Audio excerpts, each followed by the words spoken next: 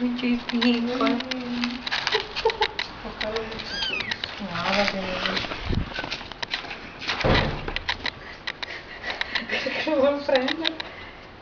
Non lo puoi prendere per i garetti, eh? Ah, non so come prenderlo, guarda.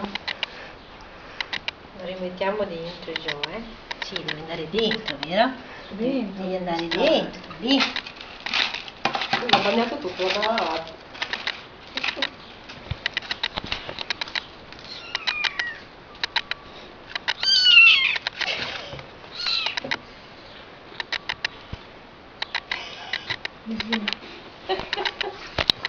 Cerca di mandarlo. Una palla questo mangia come...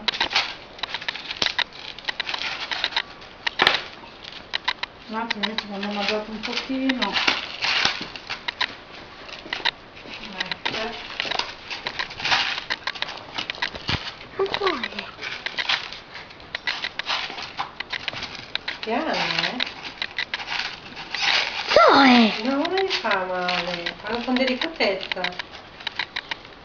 Ma che voglio mangiare. Dai, morsini piccolini. Come quando noi gli diamo le Per pazzesche. fargli capire che deve stare lì, vedi? Vedi che adesso fanno i capricci. Ma la chiama? chiama? Si la chiama. È una spina probabilmente.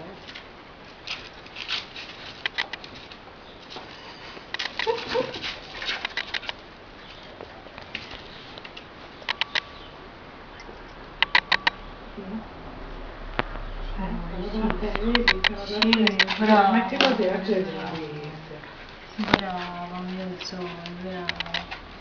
Hai lavato tutto, gli hai fatto il bagnetto. Mm?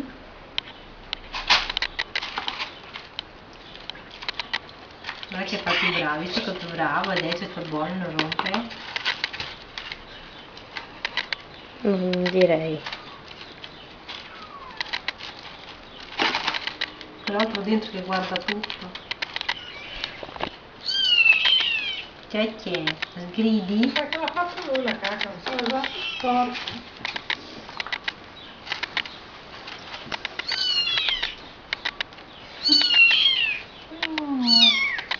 La bottiglietta perché come è arrivata Elisa gli ha messo la bottiglietta d'acqua calda.